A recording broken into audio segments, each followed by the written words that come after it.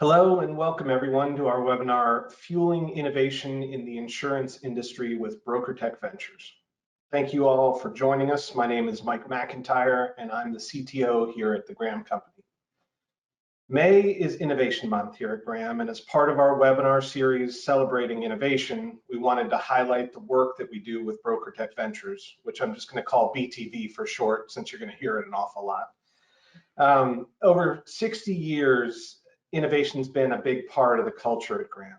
So when we had the opportunity to be part of the foundation of BTV, we jumped at the chance.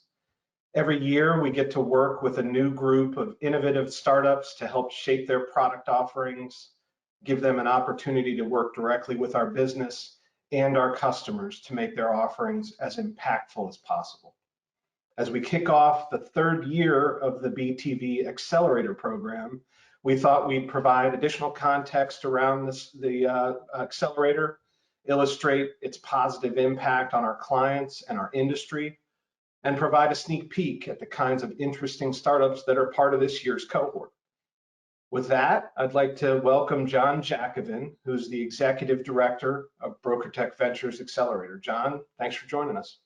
Yeah, thanks for having me. This is exciting. Awesome. So let me ask you a few questions about BTV before we jump in with the startups. First, tell me a little bit about BrokerTech Ventures, the Accelerator program, and how it's different from other types of startup accelerators. Absolutely. So a little bit of background. So I took a company through Techstars in Boulder, Colorado, which is your traditional accelerator.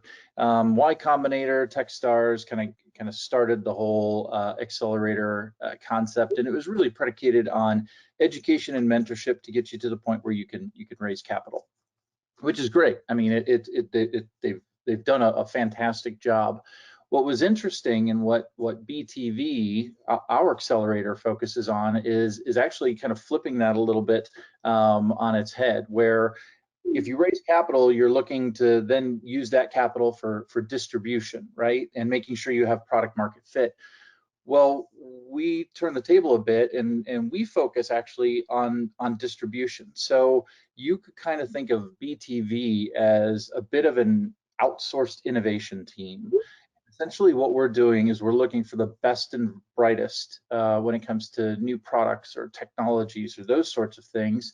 And then what we do is we get to bring them in front of wonderful companies like Graham, and you get to determine which ones you want to work with. So early stage companies, it might be proof of concepts. For later stage companies, it could be pilots or even just signing on as a customer.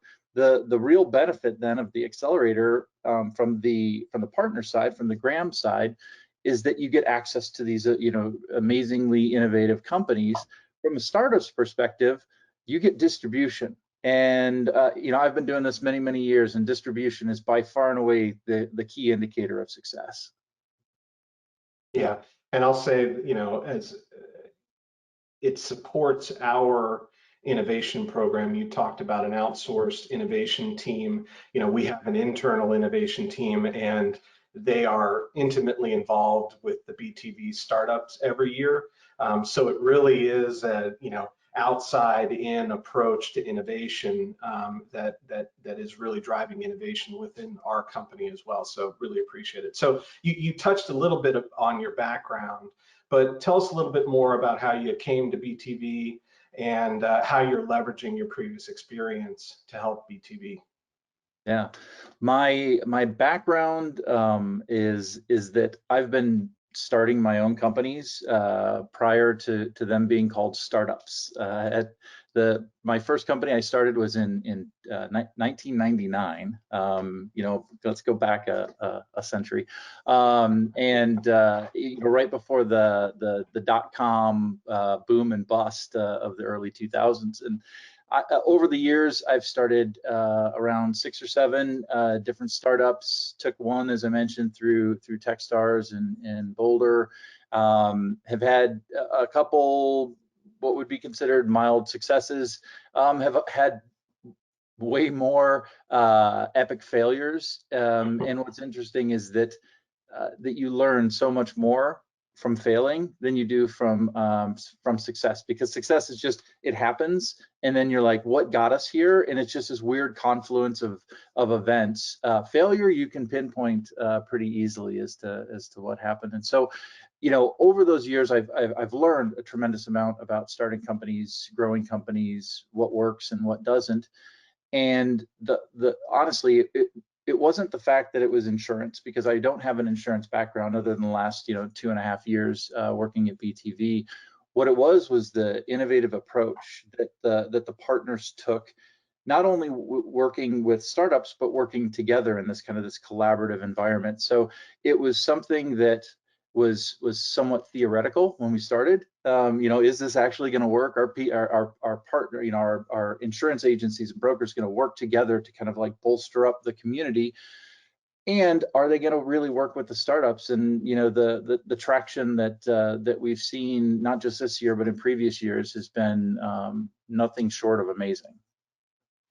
Yeah, I will say, since we were there from the first cohort in the 2019, 2020, we've learned a lot through that process. To your point about successes and failures, you know, some of the startups that struggled at first, yet pivoted and found new opportunities with the help of the partners as part of BrokerTech Ventures, has really struck me. Just the tenacity of some of these companies and really finding that product market fit is, it's been great to be a part of it. So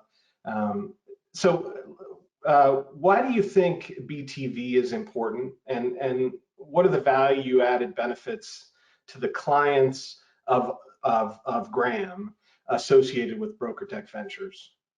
Yeah, BTV is important, and quite honestly, any industry should be doing what BTV is doing, just because of the fact that what we do and what BTV does, and we're able to attract some amazing startups, not just because we're making things more efficient at an agency. It's not just back end and back office technology, even though that's really important, obviously, right? Like if you think of, you know, the agents themselves, you want them focusing their time on the things that are important, right? Like in engaging with their clients and understanding their needs, and those sorts of things are very, very important. But we're also introducing technologies that might actually be just applicable at the client level. And these are things, I mean, if you think about how many startups are created on a yearly basis, and just being able to navigate that, you know, that giant ocean of possibility. And so with BTV, and obviously the help of our partners to kind of wade through that, ultimately, not only are we able to make the agency more efficient, but oftentimes we're able to you know, identify risks sooner at particular agencies for particular clients, or drive down you know, costs at those clients. So it's definitely something that there is a trickle down effect when it comes to BTV, and that the clients ultimately are the ones who win, because they're getting a better experience, and they're able to spend, you know, hopefully less on insurance, because we're doing the things that we need to do upstream. Yeah, I always tie this to kind of the instant feedback loop that BTV it provides our customers. You know, these companies really are at a point in many times in their development where they're eagerly anticipating feedback so that they can tweak the product, tweak the offering. And you know, when we get a startup in front of one of our customers, it's like immediately part of their roadmap, immediately part of their plan. And you know, again, it makes the startup stronger, more competitive, and has a really good immediate impact on the client when there's a good fit there. So so based on what you've seen come through the accelerator over the last couple of years, are you noticing any trends in the insurtech world? What technologies and solutions do you think might be on deck in the future?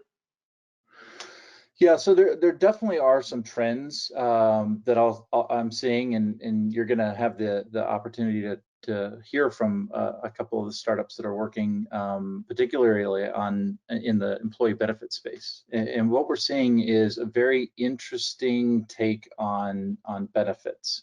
Obviously the health and dental and vision and 401k are pretty entrenched when it comes to benefits for employees, but we're seeing a lot of innovation around essentially making the workforce better at home, less stress in their life, not just at work, but in their lives. And we're seeing more and more of that come to the surface in ways, with innovative like pet insurance being brought to market. Like I said, you're going to hear from some, so I'm not going to steal their thunder today, but just ways of making the employee and looking at the employee holistically, not just the 8 or 9 hours that they're sitting, in the office or doing their job, but what does their environment look like outside of the workplace? And so I think we're going to start seeing more and more of those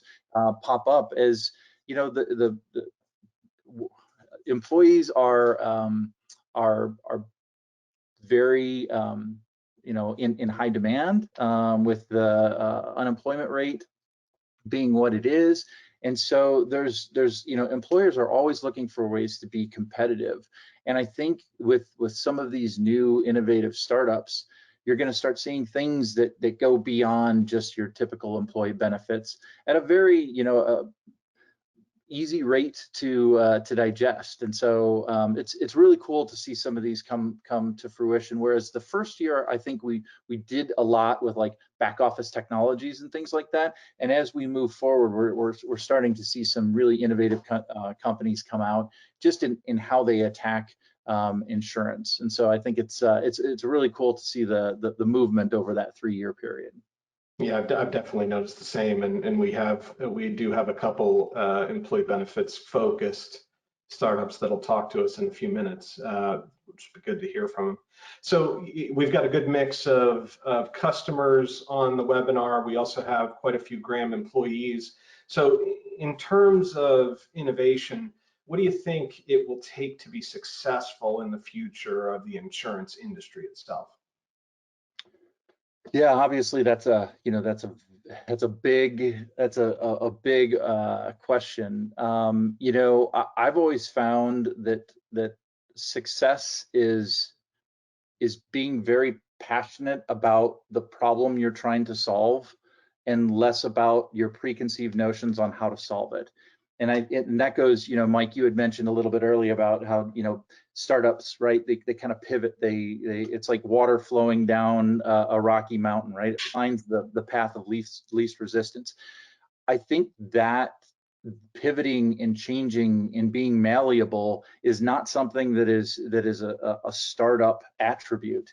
It's something that's a business attribute, right? And so I think companies inside insurance are going to be successful if they listen to the data, right, and actually use that data to figure out direction. Because if you were to talk to somebody 10 years ago about what's happening today, or 20 years ago, like it would blow their mind. And so I think just being open to different opportunities and letting the data speak for itself, those are the companies that are going to be the most successful. And I think that just kind of harkens back to a point of collecting data, right, is very important, but then leveraging that data to make informed business decisions is really kind of the crux of that argument. That's great. That's great. So what are you most excited about with this year's BTV cohort? Well, obviously the four startups that are on this call. Honestly, it's so diversified this year, and you're going to meet a couple that are attacking totally different things. And so, like I mentioned early on, I think we were very property casualty, kind of back office technology focused. What I'm excited about is, and one of the things that I didn't really expect coming into this, right? At first I was like, well, let's see, we have technology, and then we have insurtech, and then we keep niching it down to, you know, broker focused tech. And I was like, how many companies could there be? How many startups are really attacking this industry vertical? And then when I started seeing, and I have seen over the last, you know, 3 years, everything is related to insurance, and insurance relates to everything. And I realize that not everything, but there are so many things that we do, and everything. I'm in my house and it's protected by insurance. You know, it's like you drive somewhere, that's insurance. You go into a business, the business has insurance. Like it touches you, you know, in your daily life all the time, but we kind of don't think about it. And so the number of startups and the way startups are thinking about insurance is becoming increasingly different than what it ever has. And so I'm excited about this cohort, because it has such a variety of different products and companies and solutions and technologies that I wish we could go through all 12 today, but alas, we don't have that time. Yeah, and I will say I agree with you. You know, you hate to pick a favorite child, from all of these awesome startups. We've been doing this for 3 years, so we've got now 36 companies that we've worked with. And the scope is amazing to see. They've all got interesting takes. They've all got great ideas. And you know, some of them are making really big difference from that first cohort already. So it's great to watch. It's cool to see. It's great to be a part of, and it is very exciting. So thank you, John. Thanks for those insights.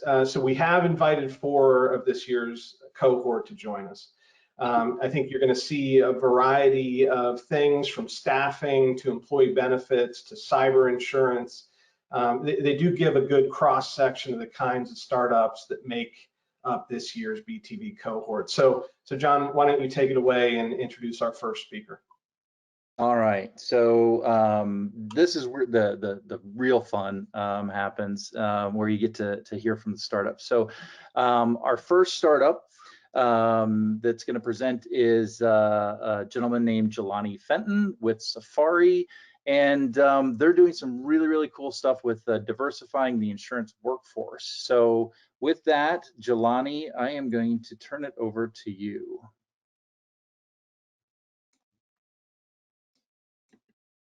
Can everyone hear me all right?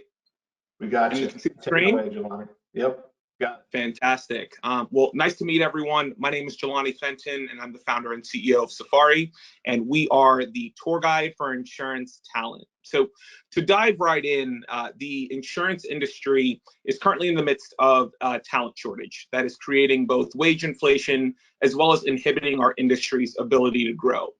So to take a quick step back, a lot of, and I would say a big driving force for the talent shortage that our industry is currently dealing with really ties back to the removal of many insurance training programs back in the 90s and the 2000s, which is the first time that we thought that technology would decrease our industry's human capital needs. So this ultimately would be the root causes for what has been come to be known today as the talent gap in the insurance industry. So to dig a bit further into the talent gap, the insurance industry has experienced a roughly 40% increase in voluntary turnover over the past decade. I was actually just speaking with an industry peer several weeks ago, and they had mentioned that the average age of a commercial lines insurance agent has now ticked up to about 60 years old. So I think that we are very much so in the midst of this wave of retirements that we've got laid out on the page here. So to dive into a little bit more about the numbers of this talent shortage that we're currently dealing with, roughly 50% or 1.4 million employees will be reaching retirement age or retire out of the insurance industry by the year 2036, according to the Bureau of Labor Statistics, when combined with the fact that less than 25% of our industry is coming from the millennial and Gen Z workforce, will lead to a glut of roughly 400,000 unfilled roles in the insurance industry by the year 2036, according to the Bureau of Labor Statistics. So in addition to our aging workforce, our industry is also facing several other talent challenges related to a lack of diversity that will challenge our industry's ability to be able to serve a rapidly expanding multicultural consumer market, and as well as a general lack of awareness of insurance industry careers, which will make it extremely difficult for our industry to be able to compete with other industries in the global war for talent. So to dive into, I would say, what the current landscape of solutions currently are for insurance talent. So as you'll see here, the main feeders of talent for the insurance industry have been spread across higher education as well as other recruitment channels. So risk management and insurance programs do a great job of providing our industry with access to well-educated talent, but unfortunately they graduate less than 3,000 students per year, and they're not a particularly scalable solution to the problem that we are currently facing as an industry today. Technology platforms and other recruitment software provides access to talent at scale, but they don't offer any of the industry-specific training or development assistance that a lot of companies within our industry need to be able to get both trained talent, but also to be able to develop talent over time. So enter Safari. So Safari will help the insurance industry address these talent challenges by building a first-of-its-kind insurance talent development program that will recruit and develop a higher output, more diverse insurance workforce. So I would say the best way to kind of think about what we do is to think of us as a trade school for the insurance industry, similar to coding boot camps in the tech space. So we will be providing value to our hiring company partners in several ways, including providing on-demand access to a highly diverse pipeline of talent. So we're going to be embedding our training programs into highly diverse talent pools, including community colleges and military transition offices, as well as launching a full-fledged educational and marketing campaign through social media and other channels to really build a larger pipeline of talent for the insurance industry. So in a word, we're going to make insurance cool, and we will absolutely be able to attract a larger pipeline of candidates, and that's currently started to manifest itself in the roughly 5,000 candidates that have signed up for our waitlist so far. So in addition to the evergreen pipeline of talent that we'll be able to recruit for the industry, we will also be providing candidates with pre-hire licensing and professional development support so that they can hit the ground running in their insurance industry careers. And lastly, we will be operating white label training programs, which will blend on-the-job work experience with classroom instruction to develop high output talent for entry-level roles in brokerage, underwriting, claims, as well as customer service and account management. Now, all of our recruitment and training functions will be powered by our core software platform. So job seekers will have an all-in-one tool to be able to start and grow their insurance careers, while our hiring company partners will have a centralized platform to be able to source, train, and develop candidates for entry-level roles in their organizations. Now, to dig a bit further into our program, we'll now run through the typical candidate's journey as a Safari trainee. But before we start, I do want to highlight who our target candidates are for our training programs. And we're starting to see some really interesting things in the types of candidates that have expressed interest. These are candidates coming from the teaching, military, and I would say corrections services backgrounds as well. But we are going to be focused as an organization on providing economic and social mobility opportunities for talented people who have traditionally been overlooked by professional services organizations. So our target candidates will be the highly talented individuals with strong transferable skills into the insurance industry who have limited career opportunities due to the rising cost of post-secondary education in our country. So in this case, we'll highlight Sam, who is a community college student who signs up to join the Safari program. So upon wrapping up the interview screen from Safari and our hiring company partner, Sam will receive an offer to become a claims adjuster trainee with our hiring company partner. Now, prior to starting her role, Sam will get licensed as an adjuster and will get additional professional development to get up to speed. So this will take roughly 3 weeks from sourcing and placement through the actual pre-hire training. Now, over the next 12 months, Sam will have the opportunity to earn while she learns. So she will work roughly 35 hours per week as an actual desk or field adjuster, while spending an additional 5 hours per week in a classroom, virtual or live, to pursue a degree or certificate in insurance and risk management to reinforce the work that she's doing on the job. Ultimately, upon graduating from Safari and converting to a full-time employee with our hiring company partner, Sam will have lifetime access to our e-learning software platform, as well as additional professional development opportunities to pursue promotions and advance in her insurance career. Now, you can take comfort in knowing that your organizations will not be will not be blazing a trail in launching one of these training programs. So as you'll see here, several large insurance employers, including Aon, Zurich, and the Hartford, are now employing training programs modeled after European apprenticeships to build a more diverse workforce, as well as achieve a higher ROI on their early careers talent spend. And now to bring everything together, for a bit more background on myself, I've been in the insurance industry for the past 9 years. I started my career as a broker in the leadership development program at Marsh. And I'll never forget walking in on the first day. I was the only male of color in a class of roughly 60 recent grads in their leadership development program. So very much so focused on building an organization that can create a structured pipeline that is very diverse for insurance professionals into the insurance industry. And we are also very much so focused as an organization on working with hiring company partners to build the future of the industry. So many senior insurance professionals started their careers in 6, 12, or 18-month training programs. And we now feel that it's time for our industry to double down on this talent investment or risk major points of failure in the future. So would love to extend this out to the group. If anyone's interested in learning more, please feel free to reach out to me directly. I don't have it on the screen here, but to the extent that you'd be interested, please feel free to connect with me on LinkedIn, or you can reach out to me directly at hello@insuresafari.com. Now happy to open it up to any questions for the group.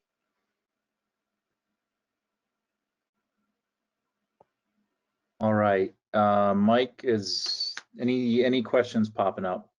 We're monitoring. We don't have any yet, but if any come in, we can hit them at the end. Okay. Perfect. Thank you so much. All right. Thanks so much, everyone. All right, fantastic. Yeah, so I think a diverse workforce is obviously important, and making sure that there are enough individuals to fill those opportunities, pretty darn critical. All right, so next up, our next presenter is Guy Benjamin with a company called Healthy, and they're providing some really cool AI for allowing people to understand their own benefits. So Guy, I'll let you take it away. And Guy, Yeah, you're getting the cool MTV effect going again. Yeah. So yeah, I'll just turn the camera off. Yeah, great. Thanks. Can I get option to present my screen? I think I need that from the organizer. There it is. Got it. Cool. So I'm Guy from Healthy. We basically help get the most out of employee health and wellness benefits, instantly, digitally revolutionary. We have a saying that U.S. health benefits are simple, accessible, and easy to navigate, which is an exact quote by no one ever. It's the exact opposite. It's a sea of confusion and a huge source of waste, as a lot of us know and have experienced. Employers spend about $1.6 trillion a year on employees' health. That's a whopping $10,000 per employee per year. For me, we have about 40 employees, almost 50. This is our second biggest line item, and it's also 20% of the U.S. GDP. So there's a lot of money being spent on employee health, but most of them are not even aware of what they're covered for. They're very confused. So 59% of employees put off making medical appointments because they're not clear if they're covered for it. 70% of employees say they don't know what they're covered for, and 66% of them say they need help navigating their health insurance benefits. And when you think about it, we're spending so much money, but today their only options is either to try to call a call center or read their 650-page document that changes every year. And there's a third option, which is going to their HR team, but their HR team are understaffed, they're overwhelmed. They're also not insurance or health insurance experts. And we found that HR professionals spend on average 9 hours a week just trying to help employees field questions about their health benefits. which isn't really acceptable, and it's not something that should happen, which is why we went and developed Zoe. And Zoe is the first ever virtual chief health officer, and she really comes in to bridge that gap between how much money we spent on our employees' health and how much they actually get out of it and how much they waste. And the way it works, or the way Zoe works, is she uses AI and she can analyze any health and wellness plan. So it doesn't matter if you have Blue Cross Blue Shield, United, Cigna. She takes that 650-page document, and again, using AI, convert that document from an unstructured data source, which is just a nicer word to say a PDF, to a structured and mapped database. Now, once she does that, she layers on top of that all your other health and wellness benefits. So it could be benefits like fertility, dietitian, gym membership, mental health, so everything, and then puts it all in the same database. Now, once she does that, she can provide personalized health recommendation for any employee based on their specific needs, reactively and proactively. Reactively mean that I can go to Zoe instead of calling the call center or asking my HR or going through my plan and say, hey, is my daughter covered for speech therapy?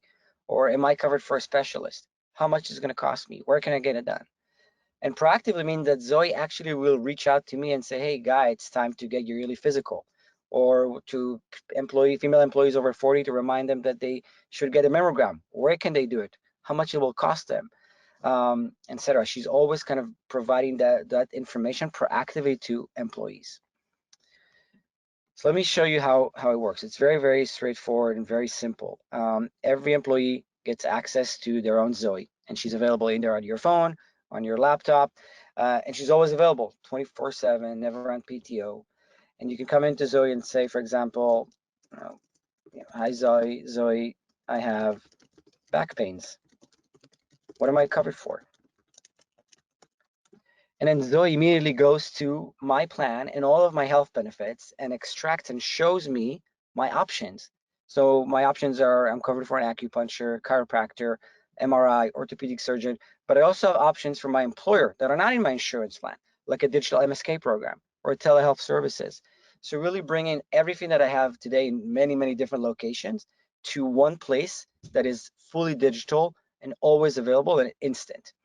And then let's say I already went to a doctor and I know I need to get an MRI. So I can click on MRI and then I'll see what is the coverage for an MRI in network versus out of network. She also tells me that I need prior authorization.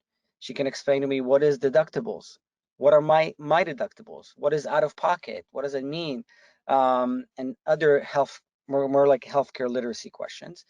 Now that I know my coverage, I can go to care and cost and actually see where are the nearest locations where I can go get an MRI, how much it costs, and what are their pro score, which is like a Yelp review. Now I'm gonna just, for the example, I'm gonna filter by, I wanna do it by distance, and I wanna look at maximum 25 miles. And I can see that I have a location that is close to the zip code that I put in for $1,200. It's only a mile away with a very, very good pro score. But if I scroll down, I can see there's another location that I can get an MRI that is just a mile further away, but less than half the cost. So it really kind of gives me that transparency and ability to be a consumer when I go and interact with my healthcare. Now, in addition, there's a benefit gallery for Zoe where you can come in and see all of your health and wellness benefits across different buckets like women health, mental health. So I can come in and just scroll through my plan and see, for example, that for pregnancy, there's a lot of many different benefits. Some of them are from the insurance, some of them are from the employer provided, but I can see everything I have for pregnancy. For example, breast pump supplies that I may not even knew that I'm covered for. In addition, I can see, for example, I can see my ID. I could ask a question about prescription medication. We're now adding a way for Zoe to actually be able to help you pick a plan, either during open enrollment or when onboarding a new employee. Now on the employer side, Zoe also provide a dashboard that shows them how many people use Zoe. What are the top questions? So for example, you can see that there's a lot of questions on mental health. So as an employer or as a broker, you can kind of come in and say, well, you need to think about additional mental health benefits that are not just the one you're providing now. Or we just had this with another customer of ours where There were a lot of questions on acupuncture, but the employer wasn't covering acupuncture. So it was really an interesting moment for the broker to come in and say, hey, look, there's a need from your employees that you're not covering. There's a gap in coverage. And there's other features here, but one of them that is really important is the ability to create company goals, where you can say, hey, I want all my employees to know about this specific benefit this year, or I want all female employees over 40 to go get a mammogram this year. And Zoe will create those campaigns for you. So as an HR, you don't have to do anything. Zoe kind of takes that out of your plate and allows you to spend your time on things that are more valuable to your actual job of helping employees and improving their experience. I'm going to go back to the deck for a minute, just for a few more slides. We kind of talked about how Zoe was created for employee health and wellness. You know, when you think about what we provide is, and what only we can provide is, we can ingest any health plan and programs regardless of carrier or network, deliver instant and entire employee health and benefit answers in just one platform, and a very seamless user experience. The kind of experience that our users or our employees today, they expect a digital first, Amazon-like or Uber-like experience that they don't have to call anybody. When you think about employees today, the more Gen Zs and millennials that we have, none of them wants to call a call center. And then things that we do better than others is that we are proactive. We can reroute benefits questions from HR and really support open enrollment with digital and personal tools. And then this is something that we kind of discuss, how we provide not just an instant chat, but also a personal health guidance, the transparency tools and employer dashboards. We really help HR save time, improve health equity, improve engagement. We have a whole engagement team that just focuses on creating engagement with Zoe. We don't just provide a product, we provide a full suite of capabilities, including engagement. Then we talked about compliance, being competitive in this market, and reducing overspending on health insurance. These are just examples of questions that Zoe can answer, but there's many of them on coverage, on cost, deductibles, finding care, bills, and health plans. And then the steps to launch is very, very simple. From our side, it's all we need is the benefit plan and the eligibility file, and we can launch right away. Our onboarding time is between a few days and a couple of weeks. Really depends on the size of the customer. We work with different employers on different sizes. We also provide a Zoe to spouse and dependents over 18, and there's many other features that we can talk about.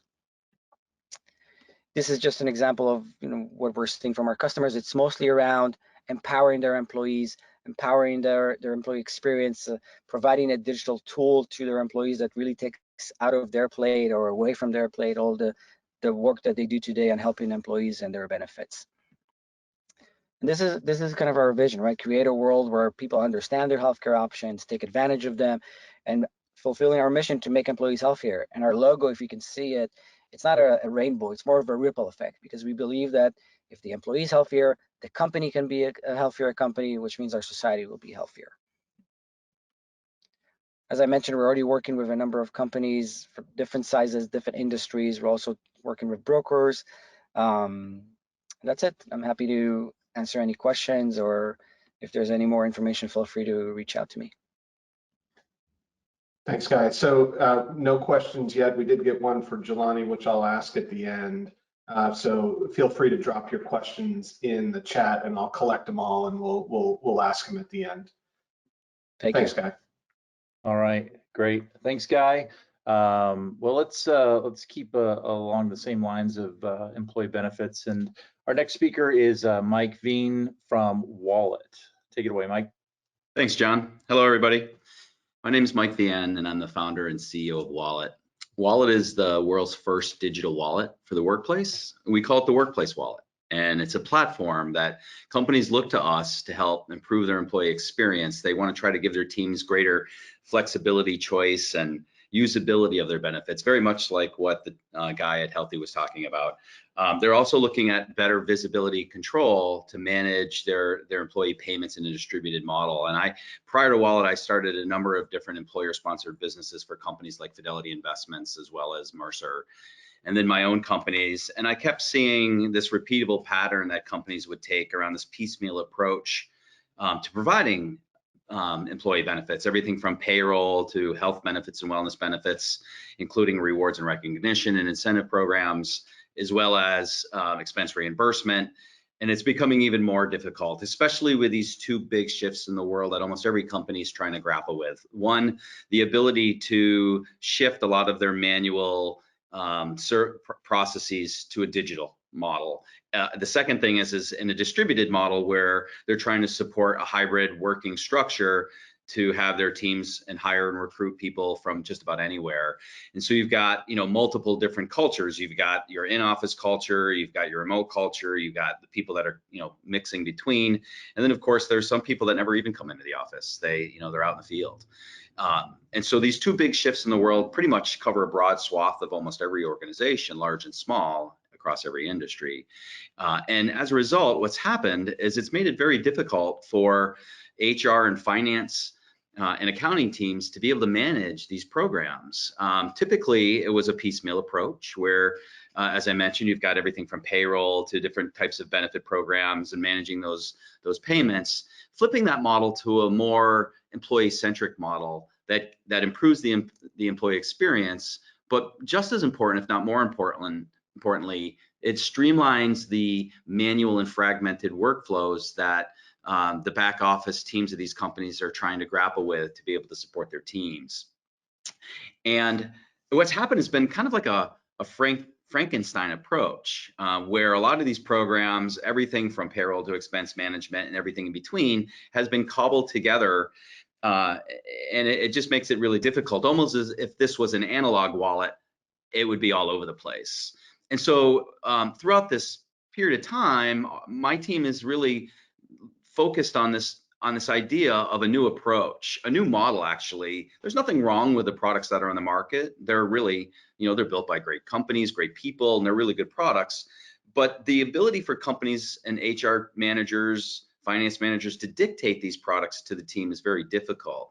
So we start every conversation off with an open marketplace model. And what that really means, I'll get into the product and I'll try to tease out a couple of the features when I give you a quick product demo. But the idea is to bring together all of these things that are currently managed in silos in one place, and then stitch together all of the back-end services and third-party systems that companies are required to do on their own, especially when it comes to managing the tax treatment for a lot of these payments that are distributed across people are living and working in different states. And so what we believe, that there's this evolutionary model that's been happening over the past decade or two, where companies would take this one by one piecemeal approach that would be one size fits all, actually one size fits few, to a more aggregator model, which is where we are today, where companies have advanced to try to provide a catalog approach, whether that's online merchants or a card-based approach, but making it easier for companies to have selection for their employees.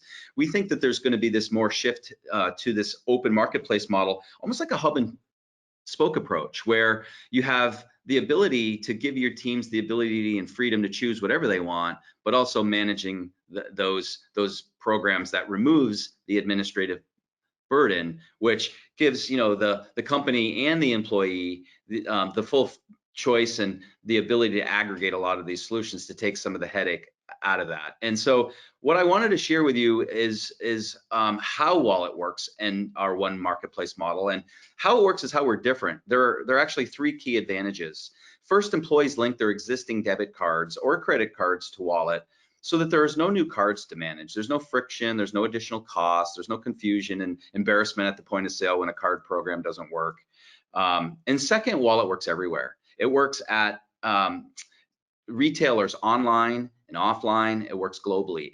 And so there's no, having to be forced to pick from a catalog of a limited list of merchants. And then third, as a digital wallet, we're managing the payments here and we're doing it in real time. So whether it's rewards or reimbursements, we are processing these payments sometimes, if not on the same day, but actually at the point of sale, which creates a much better experience for every rank and file employee and even 1099 contractors, as well as it streamlines the operations, it reduces costs, and it removes a lot of that friction and that overhead that companies are having to do to dictate the types of programs that they're trying to put together to attract, retain, grow, and develop their teams. And so today the product is live. We support 3 cases. We're basically taking lifestyle spending accounts, which is becoming more of a popular way for companies to deliver these types of benefits. We also are coupling that with rewards and recognition and incentive programs, everything from automating things like work anniversaries and birthdays to just spot bonuses for special achievements or tied to any business outcome. And then finally with expense reimbursement. So you have the ability to provide the people in your organization that are already using their cards, but they're having to file expense reports and submit receipts in a way that goes through payroll, and they're out of pocket and they have to wait to get paid back. Bringing all of this in one place to be able to have all of the data so companies can see what's working, what's not working, and providing a much better overall experience is what companies are coming to Wallet for. They're turning to Wallet for those purposes. I'm going to shift gears now, and I want to show you the product, and I'll try to do this really quickly because there's a lot going on. If you can see both sides of my screen, on the left-hand side, I have the actual digital wallet, and it can be co-branded, it can be white labeled. It's available on iOS and Android, as well as the web. And I'm going to go through this really quickly on the left-hand side, and on the right-hand side is the dashboard that our company's administrators are using, and that's typically HR, finance, and accounting teams. Could be even line managers that are trying to manage reward programs on behalf of their teams. And so on the bottom, you'll see the navigation. We have a home page, which is where we're featuring various products that are in the marketplace. Maybe they're products that companies are already using and they want to continue to make available to their teams, or maybe it's third-party products that want to be top of mind and top of wallet and advertise to our employees that are funded by their employer. You'll see that there could be featured offers or recommended types of products. You can search by a map. You can actually search by category as well. And in here, what you're seeing is the ability to see cashback offers and discounts from various retailers all over the country, if not all over the world. And so we've got all kinds of deals in here that we're aggregating on behalf of our employees and team members from companies like Groupon and Rakuten. And as long as companies, employees are using the card that's linked to Wallet, we'll automatically and instantly reimburse them for that money right back into their wallet. And how it works for the employee is they simply link any debit card or credit card to Wallet, and they're using it as a way to manage their everyday spending and savings. So there's a built-in personal financial management application here where you have account aggregation, so you have one place with one login, so you can see all of your spending, all of your saving needs. You can create your own savings goals. You can do that for anything really, rainy day fund, or maybe you're trying to save for a really great, fitness equipment. You can crowdsource the goals with your team members, with your family and friends. There's an instant real-time budgeting capability here that I can share with you if anybody's interested. And then what happens is when an employee links their card to Wallet, what we're doing is we're matching that to various categories that the company has selected on behalf of their teams. And so those categories are things typically what they're already providing for. It could be mental wellness apps. It could be health and wellness types benefits. It could be family care for example, childcare, commuter parking. It could be a whole host of different things. And companies are picking these categories, and then they're giving their teams a monthly allowance amount for them to spend based on their own personal and unique needs, regardless of where they work and live. And then what Wallet does is once it picks up a transaction in that linked account to these categories, it automatically moves money from an allowance balance to the user's wallet balance. And at that point, the money now becomes theirs, and they can keep it in Wallet as a savings vehicle, or they can move it back to any one of their linked accounts, maybe pay off their credit card debt. The other thing that, the other use case, as I mentioned, is rewards and recognition. And so with Wallet, a team can send one-time rewards for just about anything. Say it was I wanted to send somebody $50 for maybe closing a deal or launching a product. And what happens is now this person gets immediately notified through their phone or online in email or text and they now have the ability to spend that reward at any location within those categories with their own card, which significantly removes the friction and ease of use and improves the ease of use. So there's one-time rewards, there's peer-to-peer recognition capabilities, so teammates can recognize each other for jobs well done to support one another. As I mentioned, there is the ability to automate birthdays and anniversaries.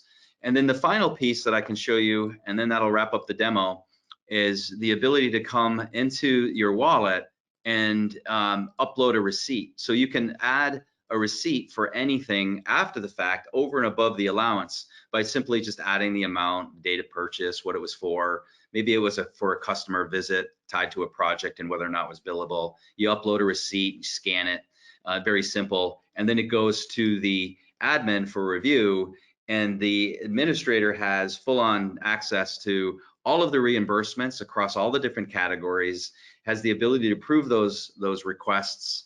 It's all here in one place so that it's easy for HR and finance, and it's very easy for every single person that works for that company. So no longer are they going in a bunch of different directions. They have one place to manage all of their employee benefits. That's it. So if there's any questions, I'd love to field them. Thank you. Yeah, so we have gotten a couple questions throughout the sessions. I think we're going to save those. All the way to the end? Unfortunately, we're going to run out of time, unfortunately, I think. So I might have follow-ups, emails back and forth with folks. So just to give Jeff his due, Jeff, we're squeezing you a little bit. You've got 8 minutes. If you can fit it in, that would be fantastic. Yep, rock and roll, Jeff, from Fusion MGA, new take on cyber insurance. So take it away, buddy. Jeff, please unmute yourself. Yep.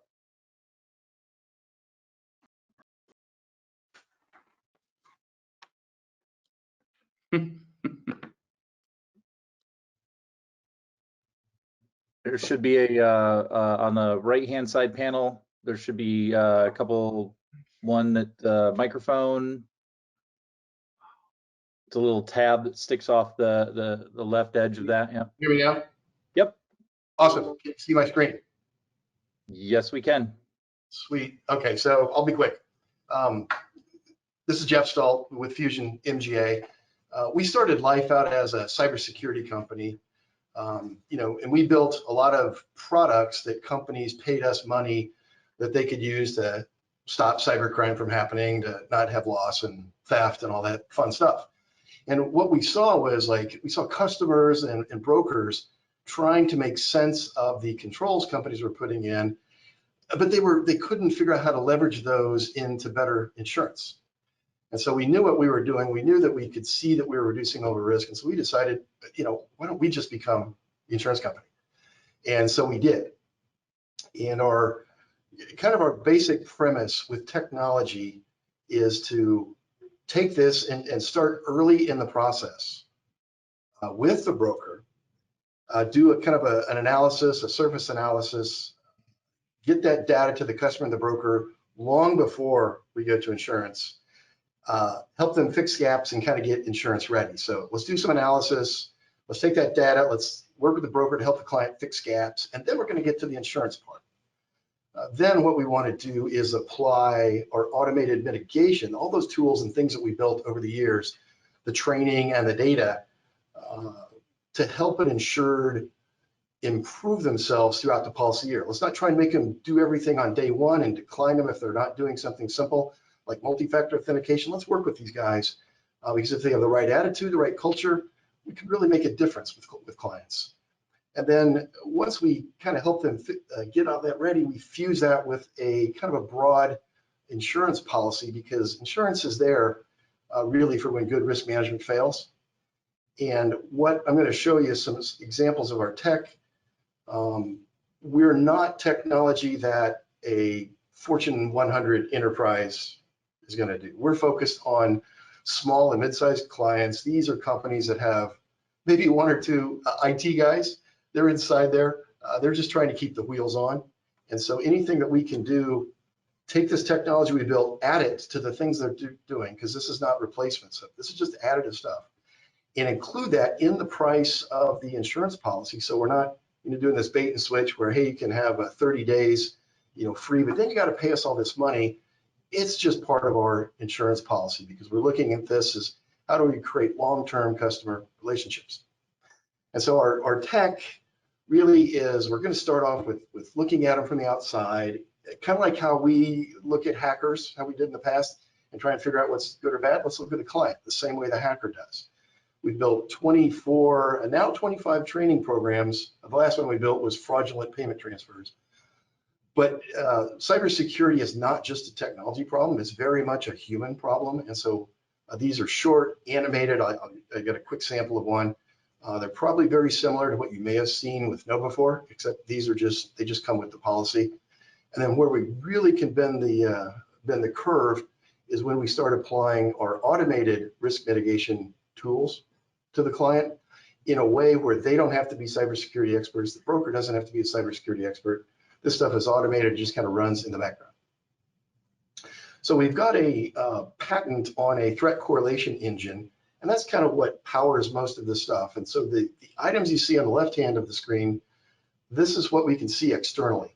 So this is what we do before somebody's a client. Maybe we don't get all these data points, but we're constructing these data points over time. This is what we can do to help clients fix certain issues. Once they become a client, we've got internal technology that they can choose or not choose to put in, but if they do, they get a much, much richer data set, and we can get a much better high definition picture of what's going on. And that client keeps all that data, but they can use that to help mitigate loss. On the training videos, this is just some screenshots.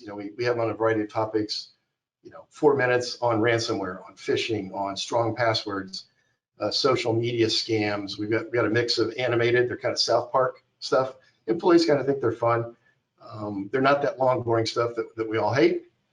And then this is where we really make a difference. And what you're seeing is what a client sees from the report.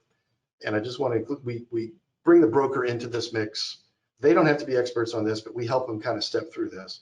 But this is a picture of all the stuff our technology is blocking, it's stopping it. Now, that's a lot of stuff. Clients don't have to know what this is.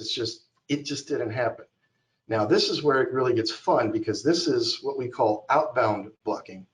What that means, where our technology sits is not inside the company's network, it's outside the firewall, which means we're not messing with the inside of their network. But this is stuff that was inside, bypassed any controls they have, and we caught it exfiltrating or going happily on its way to someplace where bad things are going to happen with it.